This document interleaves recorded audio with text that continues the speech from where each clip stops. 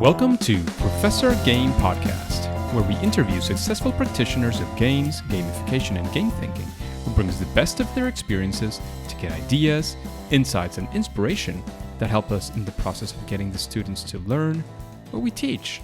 And I'm Rob Alvarez. I teach and work at IE Business School in Madrid, where we create interactive and engaging learning materials. Want to know more? Go to professorgame.com/subscribe, start on our email list, and ask me anything. Engagers, welcome to another episode of Professor Game Podcast. And today we have Brian with us. But Brian, before we get started, we need to know, this is very, very important. Are you prepared to engage? I am definitely prepared to engage. Yes, sir. Let's do this, because Brian Collins, he began his fascinating and unique career as a, don't lose your attention here. He was a Walt Disney Imagineer, where he helped create the magic for Disney's Florida theme parks before going on to produce for a who's who list of corporations and small entrepreneurial ventures. Of course, along the way, he became a passionate educator. He is serving as an adjunct professor at several schools as an innovation specialist for online education. Later in his career, he developed a deep understanding of new and emerging technologies and, most importantly, how to apply to business, military, and in learning environments. He's also considered somewhat of an expert in the area, being, exploring the most exotic sci-fi tech that's out there or coming to be or on the way. He is also a sought-after innovation consultant through his practice, which is known as the Brainstorm Institute, and where he combines his design thinking skills and, of course, his technology know-how with a strategic business acumen, which enables him to offer creative design, planning experiences for his clients. And he is the head of VR simulations and strategic initiatives, the premier game design and content creation studio, Magic Bytes. His focus is to make sure the company stays at the forefront of innovation by making sure their team leverages the latest and most relevant XR, VR gaming design technologies available. He is an accomplished speaker. He's often interviews in podcasts, like, of course, Professor Game. We were just talking about the fact that he's just coming out of another interview as well. And he's available to deliver, of course, keynote addresses, lectures, workshops, and other corporate or conference presentation. And he is in Orlando, Florida. In these days of coronavirus, where you are in the world is very, very relevant as well. And he is, of course, enjoying serving his clients for all around the world. Is there anything, Brian, that anything we should know, any additional details that are not said in such an intro? That guy sounds like really interesting. I can't wait to hear what he has to say. Sounds like a good person, right? Yeah. Wow. So, Brian, we know what you're doing now. We kind of have an idea of what your world looks like.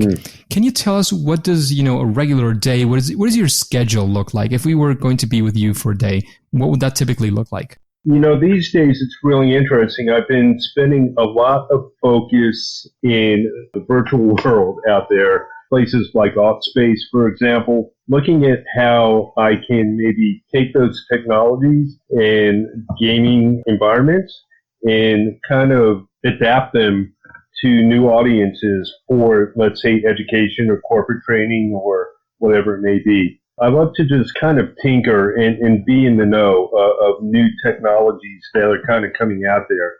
So I spend a lot of time, perusing the internet or reading articles or things like that, just to try and stay on top of that stuff. That sounds super, super cool. Yeah.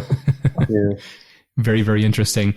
So, Brian, we like to know, who you are, what your day consists of, but we also are very, very particularly interested in knowing of a story of failure. And why? Because we learn a lot from failure. So we want to be there in that fail moment, that first attempt at learning with you. Can you tell us a story of, again, whether it was creating one of your Imagineer moments or whether it was creating games and gamification, a time when, again, you struggled, you managed to make it through or not, and what were, of course, the lessons from such a trip? That's kind of an interesting question, and I've gotten it a few times. And what I will tell you is that I think my biggest challenges in my career have been there are a lot of times where either it's been my job or just my nature, if you will, to kind of stay on top of these emerging technologies, new things that are coming out that are really on the bleeding edge. And a lot of times I think it can be very, very challenging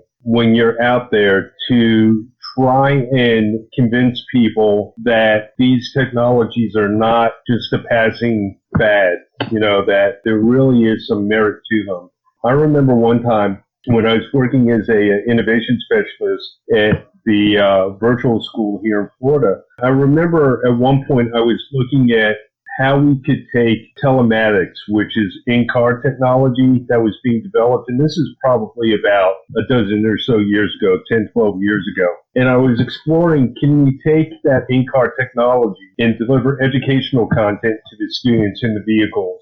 And I remember I was meeting with some representatives from some of the big car manufacturers. And while they found it really intriguing, I don't think they really kind of understood exactly where I was kind of going with that and how their car technology could be used for education. And now, as that technology has evolved, I think a lot of them are kind of starting to kind of come around and it would be a lot easier sell. But for me, I think that's my biggest challenge. Even now, when I mentioned that I'm looking at how to use virtual worlds for education, there are a lot of people who are very apprehensive and very reticent to want to adopt those technologies because they think they're a little bit too complicated or there will be too many technical problems or whatever. That's why it's so important for me to understand as much as I can about them so that when these kind of concerns come up, I can address them and hopefully put people's mind at ease and kind of keep them on the forefront of that technology. What would you say, after, of course, you've had this experience, it seems more than once, what would you say is a key lesson from you when, of course, and this happens with technology, with approaches like gamification, at some point game design thinking as well? Like, is there something that you have learned throughout these difficult times that you say, well, how would you how are you approaching it differently nowadays that, of course, helps you get that 1%, 10%, 50% or whatever percent a little bit better, get a little bit better response, get your clients and your collaborators to understand it better and perhaps even, include it in their projects? I think a lot of it has to do with making sure that you understand the business that you're working for, pitching to, if you will, and knowing how to make those technologies relevant to them and to kind of take the mystery, if you will, out of it. For those of us that work in gamification every day, and work in innovation and work on these new and emerging technologies, it almost becomes very second nature way of us thinking. But you forget that most people aren't in that world like we are. And a lot of times new technology like that can be very, very frightening and nerve-wracking, especially, when people have to invest money into something that hasn't been done before or is a brand new kind of technology. So being able to break it down for them in very easy to understand language, I think is super, super important. And being as specific as you can to the relevance to them is very important. Absolutely. In fact, it is just, and I saw you're an adjunct professor as well. Yeah.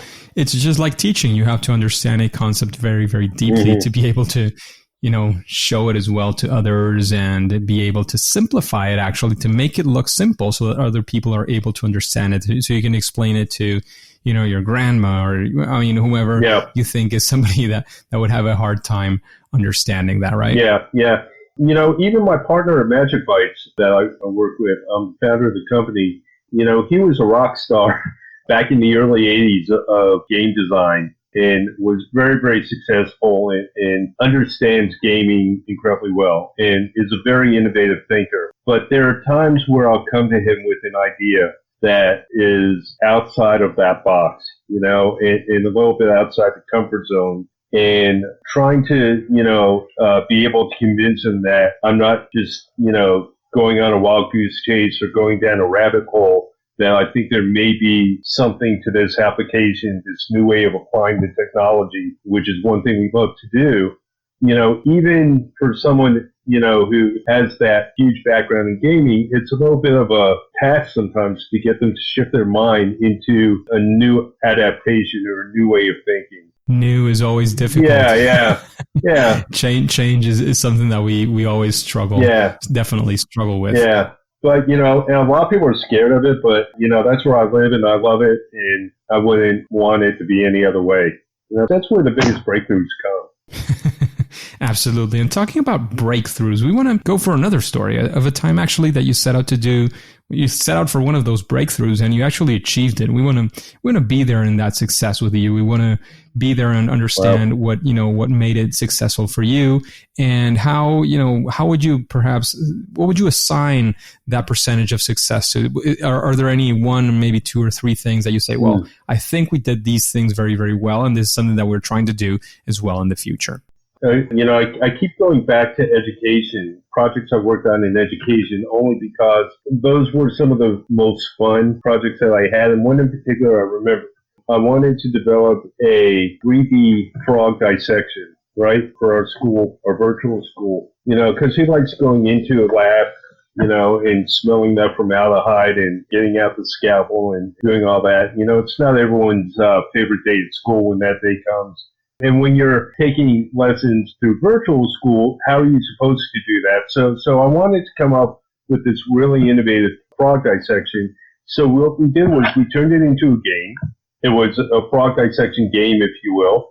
And not only did we gamify it, but I had been doing some research in different kinds of 3D techniques, and there are a lot of different techniques out there to achieve 3D. You can do it through the old red and blue lenses like they did at the old movies. You can do it with polarized lenses, which is kind of how they do it now at the theme parks and things like that.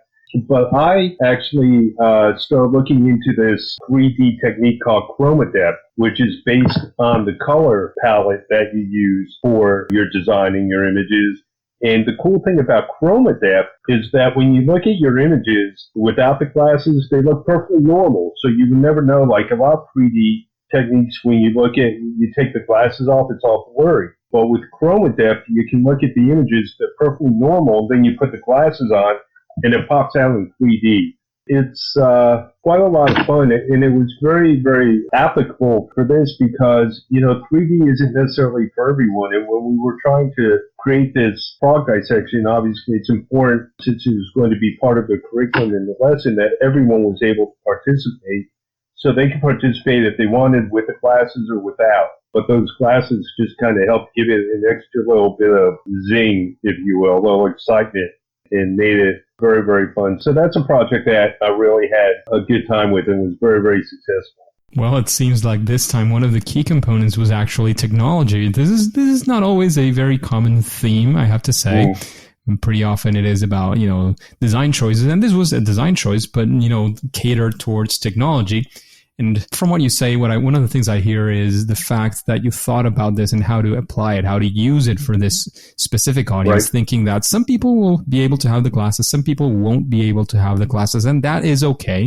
They are able to do it in both ways, and that is actually a smart decision to take in such circumstances. Yeah, for sure. And so, Brian, sorry, you were going to finish with something. I was going to say, and then, when you added the gamification of the dissection on top of that, it just made it that much more fun and approachable for the students.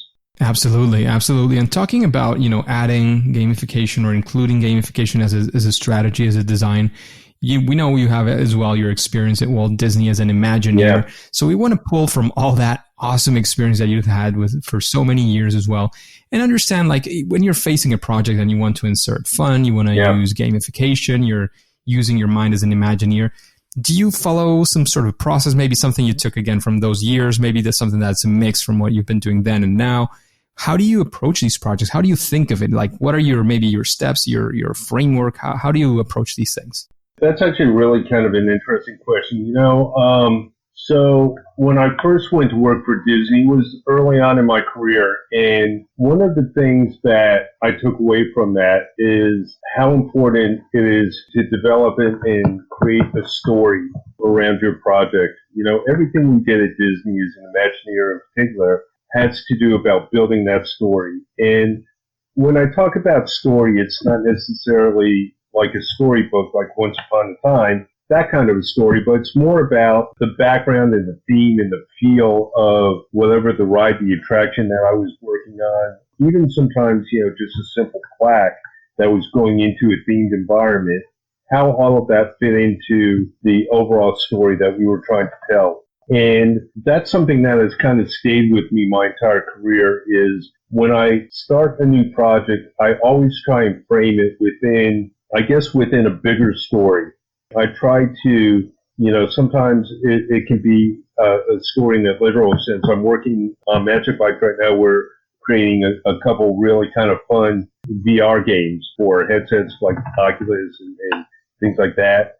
And before we even start diving into like the programming and the design, at least for me, it's very important to come up with the overall story arc of what we're doing and to be able to use that kind of as like the blueprint that then our programmers and designers and artists and musicians can then use to kind of carry that project through to the end. It really kind of helps give them a more clear vision of what the overall... Absolutely. Yeah. And sorry to jump in. Do you have any strategy when how do you pick that theme? How do you that theme, that narrative, that storyline? How do you go about it? Boy. Again, try to be as generic as you can, but if you have to use specific examples as well, they're welcome. Yeah, I think, a big part of it is just kind of understanding who your audience is and who your demographic is that you're going to be writing for. And then, sometimes the theme of the story is going to help, or the theme of the project is going to kind of help drive that story very naturally. So, for example, if we're doing a STEM-based project that takes place on a spaceship, on a space station, that's going to certainly draw one kind of narrative. On the other hand, another game might be music-based and understanding different genres of music. So understanding, I guess, the direction that the project is going to be taking and then who the audience is, who you're creating for, I think those are the two key things that you need to really kind of understand. And then from that, you can draft your storyline. Absolutely. And once we've dived into that storyline, you thought about your audience, you found a theme that makes sense for this audience, for this project. What is it you do next? Do you dive directly into, how do you do that sort of design? You have the story and then maybe what would be the next step? I think some of it is going to be certainly talking with the technical side, the tech team, to have an understanding of how the game is going to be executed and what the features are that we'll be able to build into it. As you know, when you get into like game design, for example, there's so many variables that come with what you can design into a project. And that can be limited by budget, by the talents of your artistic team, the talents of your design team. So I think having a really good understanding of the people who are going to build that project, it's kind of like, the architect who may go out there and design this beautiful, gorgeous building, but then it's the engineers that have to make it work, right? So it's kind of like the same thing. You can come up with a great story, but you want to make sure that whatever that story and that creative direction is going to be something that they'll be able to execute. Would it be possible, Brian, I don't know if I'm asking too much, but it would be possible for you to run us, like, for example, you did this for X, or you don't have to name any names, like, oh, we did this, we found out our users were like this and like that. Yeah. We created this type of story, and then we designed a game in which, the players were doing this and that. Like, can you run us through an example of that? Because it seems very, very interesting. I can, and actually I'll go back to my Disney Imagineering days, not necessarily for a game, but for an attraction. One of the marquee attractions in Florida at the Disney, now it's the Disney Hollywood Studios, but it used to be called Disney MGM Studios. There used to be a very large attraction there called the Great Movie Ride. And if any of your listeners have ever been on that, I'll tell you very quickly the premise of the ride was that you would get on a ride vehicle and it would take you through different scenes of different Hollywood classic movies. And you would see audio animatronics from like Mary Poppins and Singing in the Rain and Casablanca and The Wizard of Oz. And at one point, as you're going through the ride, your ride vehicle would be hijacked by either a gangster character or a Western cowboy character, cowgirl. They would take over your ride vehicle and take you through the attraction for a little bit. So I was asked to go in and kind of update that attraction and update the scripting a little bit and do some work in there. And one of the things that I did was I actually wrote backstories for each of those characters, for the Western character and the gangster character, and even for the tour guide who, if you think about it, your tour guide was a character as well. These backstories weren't anything that the guests would ever see, but they were written specifically for the cast members that played those parts. And the whole reason for that was to be able to give those to any person that was coming into the role so that they could understand the history. And it was stuff like the gangster, used to run whiskey with Al Capone during Prohibition and used to scam tourists and, was a pickpocket, and the Western character got on the wrong side of the law and, all this really in-depth detail about them. It was a lot of fun. And the whole idea for that was to just kind of get their mind in the right perspective of who those characters were, so that when they perform the role, they would be able to do it more consistently no matter who was doing it. So I think, that's an example where sometimes you have to go into a lot of detail into maybe those backstories and, just think below the surface of what, if it's a game that you're designing characters, for a video game or a console game, let's say, you want to understand who your characters are, at least your main characters are, and what their motivations are. So that was something that, we were trained to do at Disney as part of being able to tell that story. That sounds amazing and gives like an idea of the level of depth that these kinds of attractions have to get into really be as incredible as they are. I was with my wife at Disney Florida actually like a year ago by now.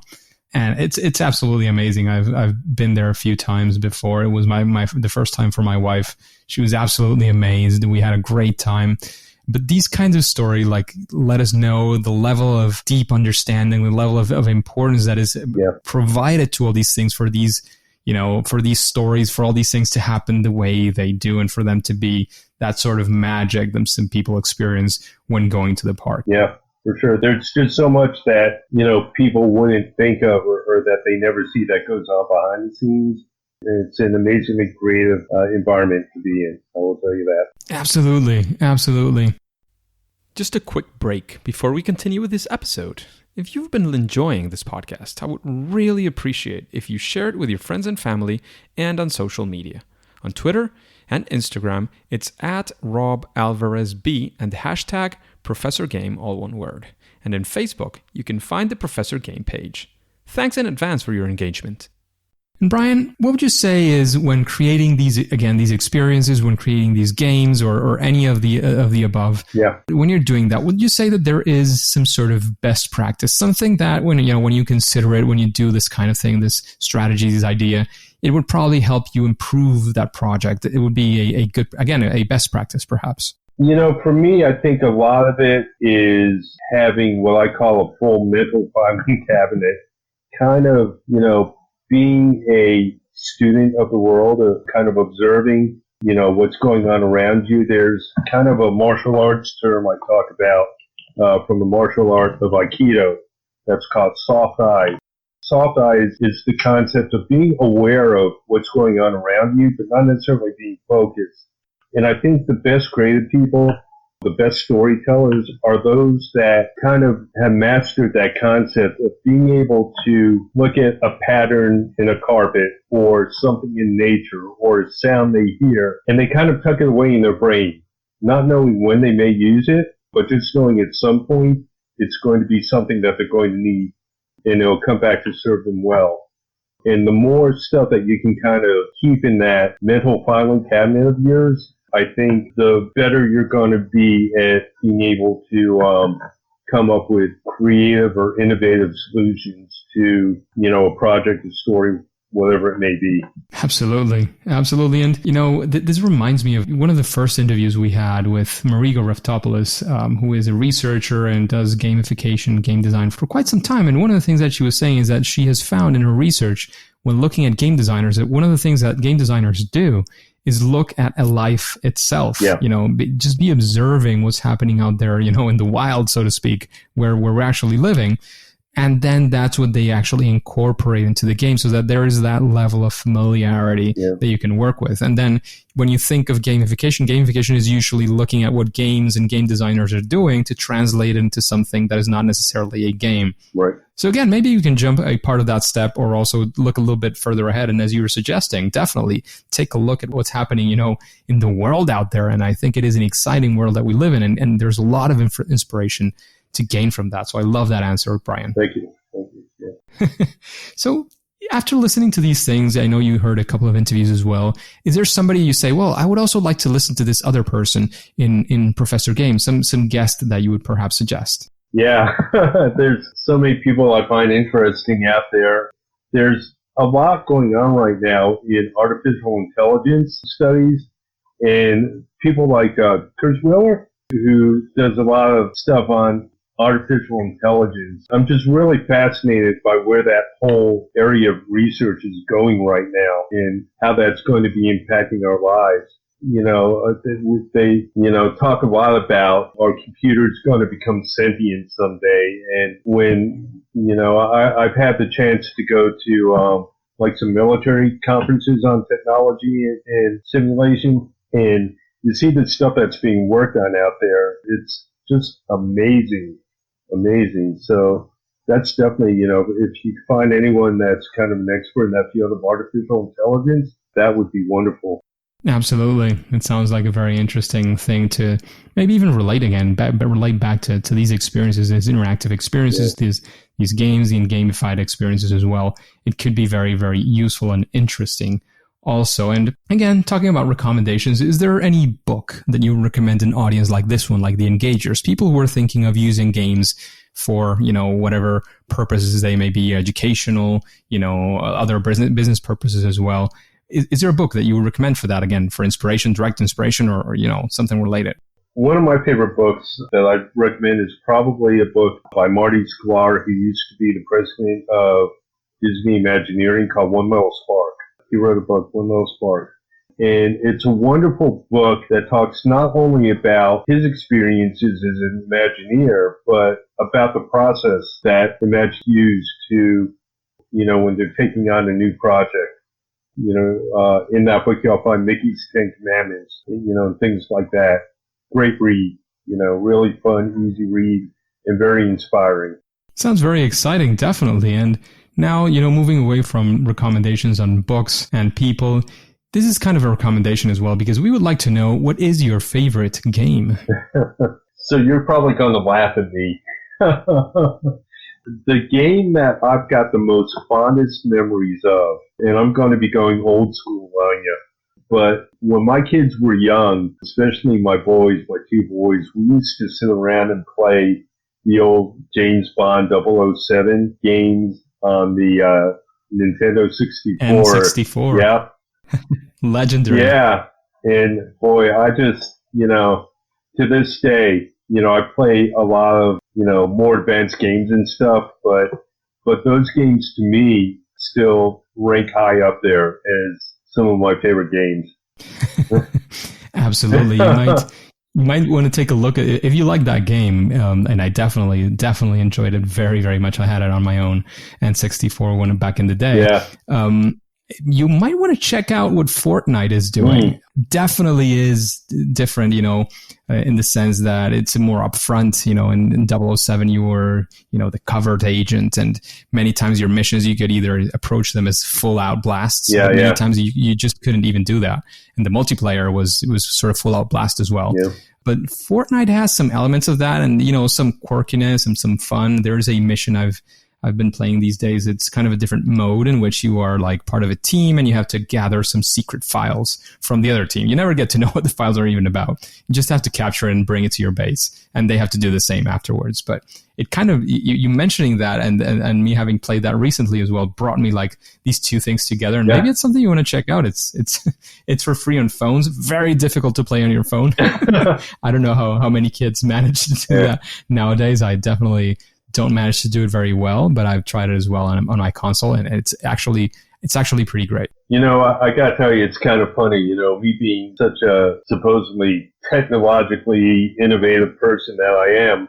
The thing I loved about the N64 were that the controllers were easy to use, and the controllers for any game today, which most of your audience has probably grown up with, so they probably won't even, be able to relate to what I'm saying, but, there's so many buttons and controls and stuff on them that I think I would probably dislocate my fingers trying to master any of, some of the more popular games today. Well, if you've mastered N64, I would argue that the controllers after that of Nintendo haven't changed that much to this day. Like the Switch nowadays is not super complicated at all. Okay. And there's different sort of modalities of the controller itself.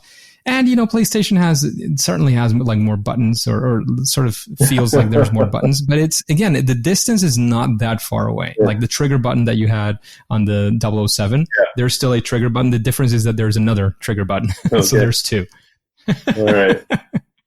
In a way, but anyways, we've been, having a lot of fun here, and I want to know, and again, take this question wherever you want to. I'd like to know, what would you consider is, as an Imagineer, as a gamifier, what would you say is your superpower? What's that thing that you do great that you think, is one of your basic and main abilities?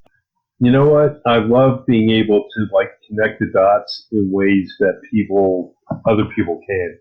I'd say that's my superpower. So I would say being able to maybe look at a technology and figuring out how to apply it in a different new way, looking at a game that's being developed and coming up with some kind of maybe surprise or different angle that hadn't been thought of before. That's what I like to do. I really like to kind of find, 2 or 3 things that most people wouldn't think have anything to do with each other and find a way to bring them together into my projects. That's what I try and do in Magic Bytes all the time, and even outside of my work. It's I don't know, kind of keeps me mentally going. So. Absolutely. In fact, I've heard, I don't know if it's a formal definition or not, of innovation is precisely putting two things. A way of doing innovation is getting two things that work, in separate worlds. And when you put them together, there's something new. Yeah. Because they weren't doing the original things that they were doing. And then you're not necessarily inventing, the iPhone or that kind of thing. You're just, actually the iPhone in a way was the combination of other things put together as well. So that's definitely what I would argue innovation is almost all about. Yeah, for sure. So Brian, we're running out of time, but I don't want to go before leaving you an extra minute or so. If you want to have any final words and a final piece of advice, also, of course, tell us where we can find more about, Magic Bytes, about Brian in general. If we want to reach out to you, and after that, before, get into this before we actually say that it's game over. Okay. Well, listen, I'm easy to find on social media for sure. So on LinkedIn, you can just probably search for Brian Collins Orlando and you'll find me. You can find me on Facebook. I've got a Facebook page called The Mouse and the Imagineer, and another one for educators, if there are any teachers out there, or educators, called Educators Who Love Disney. Magic Bytes, certainly go to magicbytes.com. Learn about all the wonderful, amazing stuff that we're doing. And a shameless plug, but if anyone needs any wonderful content for gaming or anything else out there, I'd love to hear from you. Email me at brian@magicbytes.com. I'm on Twitter. So yeah, find me, follow me, and that'd be awesome. I love hearing from people. Absolutely. Thank you very much, Brian, for this investment of time you did today with us with the Engagers. However, at least for now and for today, it is time to say that it's game over. Game over. Hey, Engagers, thank you for listening to Professor Game Podcast. And if you want more interviews with incredible guests like our own Disney Imagineer, Brian Collins, then please go to professorgame.com/subscribe and get started on our email list if you haven't already. We can be in contact and you'll be the first to know of opportunities, episodes, readings, and so much more that Professor Game that we might have for you. And before you go into your next mission, remember to subscribe using your favorite podcast app and listen to the next episode of Professor Game. See you there.